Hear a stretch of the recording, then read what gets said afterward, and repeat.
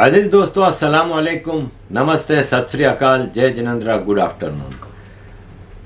अजीज दोस्तों, भारत क्या था 1500 साल पहले, 500 साल पहले, इवन 100 साल पहले, और आज क्या है।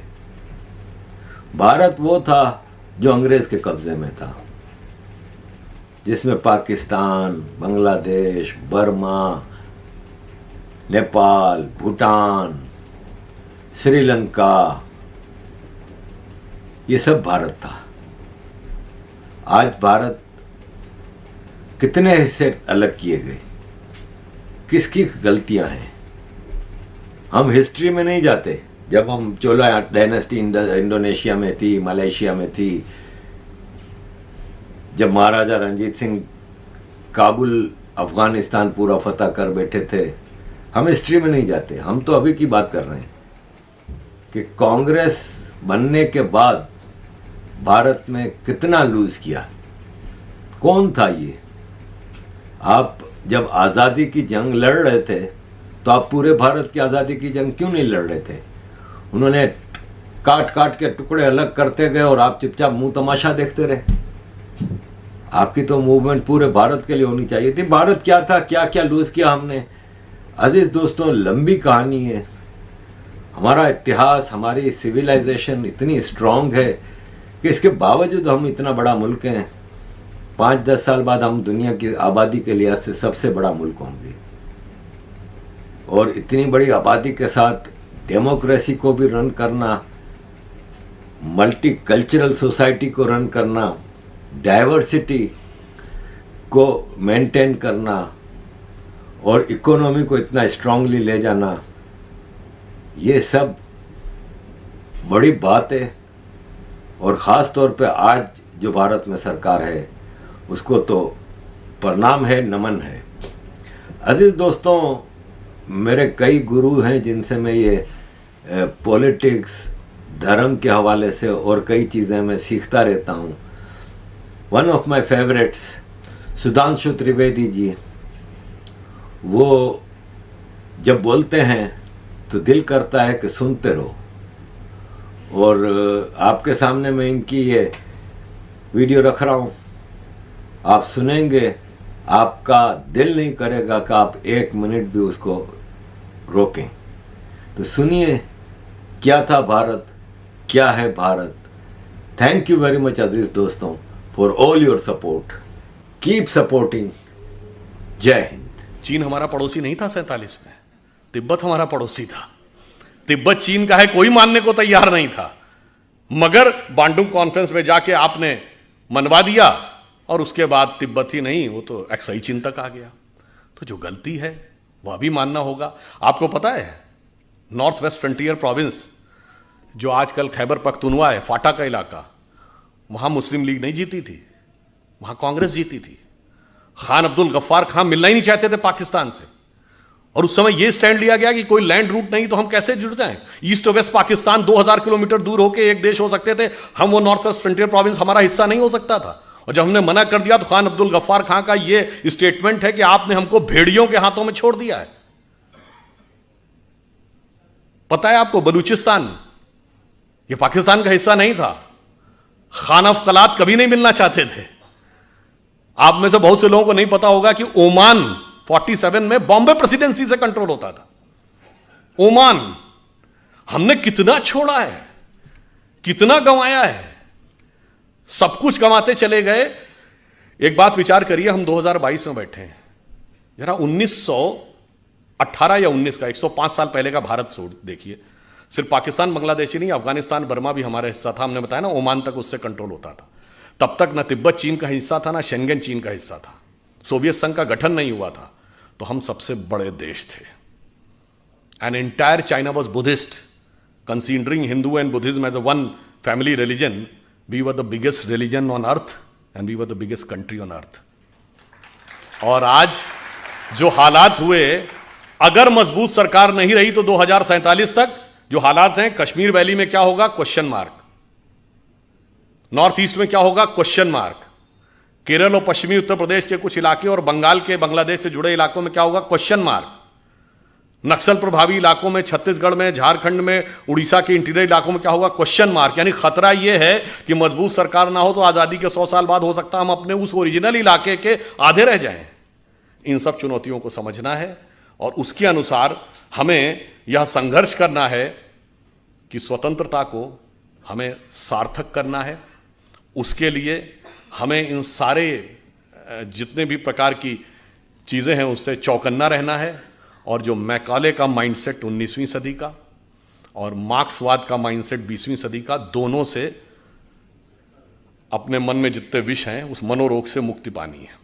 और जो अभी कहा गया था कि 21वीं सदी हमारी होगी, तो मैं बताना चाहता हूं कि 1 जनवरी 1901 को जब इस देश में सूरज उगा तो पूरे देश में किसकी सरकार थी? अंग्रेज की।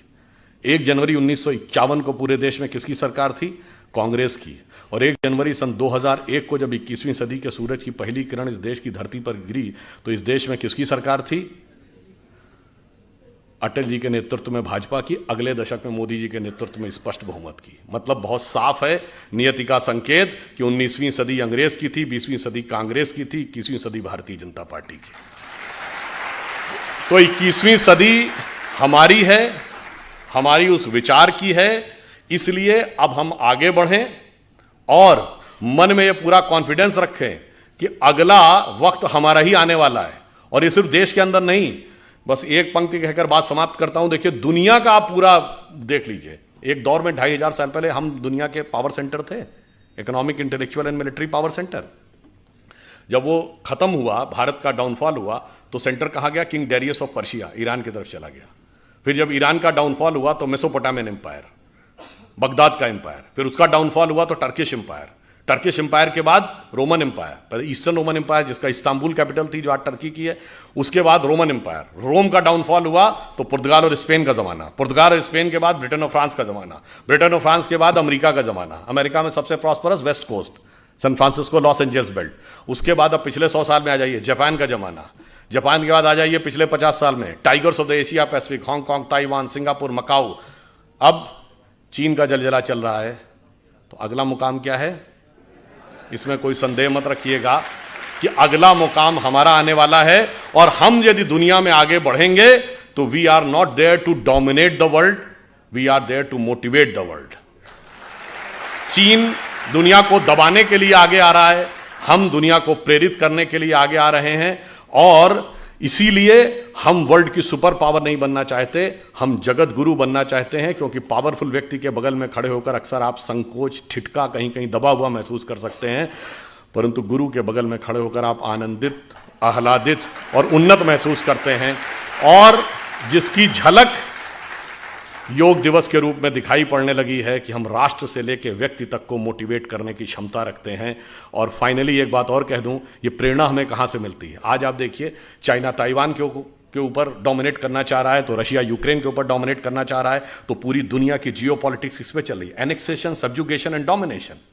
यानी या तो कंट्री को मिला लो, पिछले 100 सालों में हुआ ना, या फिर सब्जुगेट कर लो, उसको किसी ट्रीटी का हिस्सा बना लो, यानी इनडायरेक्टली अपना शासन कर लो, या डोमिनेट कर लो, एक कॉन्ट्रैक्ट कर लो ताकि वो सरकार वहीं रहे मगर वो आपका कंट्रोल रहे।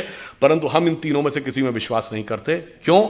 जब भगवान राम ने लंका पर विजय प्राप्त की तो क्या उसका एनेक्सेशन किया? नहीं। वहां कोई अपना डिप्यूटी या वाइसराय अपॉइंट किया यानी सब्जुगेशन किया? नहीं।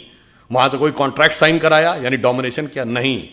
मूल्यों को स्थापित किया और सह अस्तित्व का विचार दिया। इसीलिए we are the only country in the world we never went for invasion, and if somebody consider Hinduism as a religion, we never went for conversion, because we are having no concept of conversion. और पूरी दुनिया में आग लगी हुई है इसी वजह से। इसलिए अगर 21वीं सदी में विश्व का उदय होना है तो वो सिर्फ हम ही दे सकते हैं, और हमारे अंदर ही वो क्षमता है। अटल जी की कविता की यह पंक्ति, उस विचार जिसे सांप्रदायिक कह के बहुत लांछित किया जाता है, वो सिर्फ हमारी उन्नति के लिए अमृतकाल जरूरी नहीं है। जब 2047 में हम उस पीक के ऊपर बैठे होंगे, उस समय हम दुनिया को क्या दे रहे होंगे। उनकी प्रख्यात कविता जो पुराने लोगों को याद होगी, हिंदू तन मन हिंदू जीवन, रग रग हिंदू मेरा परिचय। तो उन्होंने कहा था कि होकर स्वतंत्र मैंने कब चाहा मैं कर लूं जग को गुलाम, मैंने तो सदा सिखाया है करना अपने मन को गुलाम। गोपाल राम के नामों पर, कब मैंने अत्याचार किया, कब दुनिया को हिंदू करने घर घर में नरसंहार किया। कोई बतलाए काबुल में जाकर कितनी मस्जिद तोड़ी। भूभाग नहीं शत शत मानव के हृदय जीतने का निश्चय। हिंदू तन मन हिंदू जीवन, रग रग हिंदू मेरा परिचय। और फाइनली एक कॉन्सेप्ट अपने दिमाग से पूरी तरह निकालना पड़ेगा। ये जो हमसे कहा गया ना, हम वो देश थे जो आके सेटल होते गए तो लोग बसते चले गए। सरजमीने हिंद पर अक़वाम आलम के फिराक, काफिले बसते गए हिंदोस्तां बनता गया। ये हम सराय नहीं थे कि आके सेटल होते गए, हम वो थे जहां ज्ञान का पहला उदय हुआ और पूरे विश्व को हमने संदेश दिया। इसलिए हमारा राष्ट्रवाद क्या है? हिमालय के आंगन में प्रथम उसे किरणों का दे उपहार, उषा ने हंस अभिनंदन किया और पहनाया हीरक हार। जगे हम लगे जगाने विश्व लोक में फिर फैला आलोक, व्योम तम पुंज हुआ तब नष्ट, निखिल संस्कृति हो उठी अशोक। तो संपूर्ण संसार को शोक से विरत करके उसे सुख के मार्ग पर प्रेरित करने की सामर्थ्य हमारी है। इसके लिए आप प्रण करें, कमर कसें, स्वतंत्रता को सार्थक करने कमर कसें, बलिदान करें, जो पाया उसमें खो न जाएं, जो खोया उसका ध्यान करें।